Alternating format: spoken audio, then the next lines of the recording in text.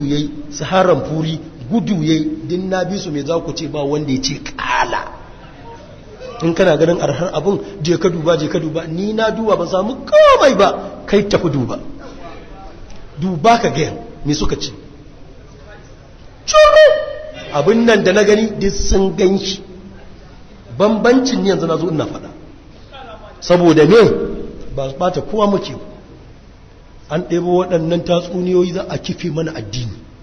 ko je an turo mun sun yi zanen ma'aiki da na sauda maganar hijabi sun saki ga umar wai na yau annabi faɗa ta fito tumbar sai breziya ka ta sashi a ɗauki a cikin wacce ba sa suturcewa umar sai da yi ta magana mun gane ki wallahi ba ai ba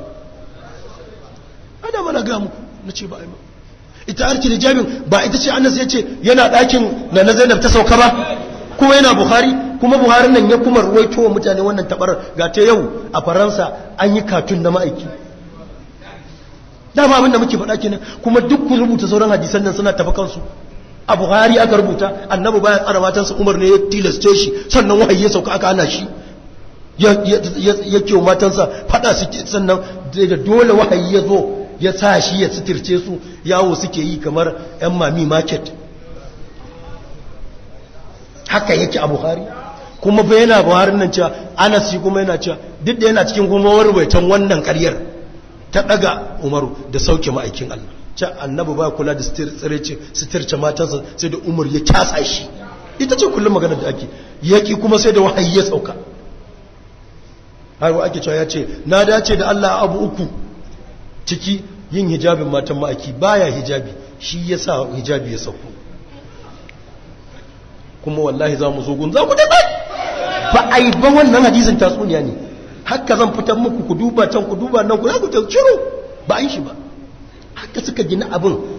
shaidan ya zo yana wasa da annabi umar ya zo shaidan ya ruga annabi ya kama kirari yan mata sun zo suna ta bude masa kirji suna ta tsiraici umar ya zo sun nemi mayafai sun ruga da gudu ya tafi aljanna ya ga gida da wasu yan mata kyawa an ce na umar ne ya zura da gudu amma ya zo nan ya saukar da raƙumi ya ce da asma'u matar zubairu zo ki hau zo ki hau can ku gida ne kawai tana cikin gida ga na umar dai kama da gudu duk a buhari ya ba jama'a abin yayi yawa sai an yi katun ai yanzu kun ga shiru da ne da ana nan zanga-zanga wannan katun kun ji tsi aikin yana kyau dama na faɗa musu kuma tashi mi zanga-zanga ta gaskiya katun na cikin a sakul kutubi kuma zanga-zanga cikinsu in kishin annabi na gaske muke ga ta inda yanzu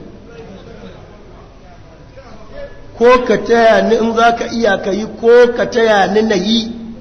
ko ka yi shuru ka banni na yi alal akali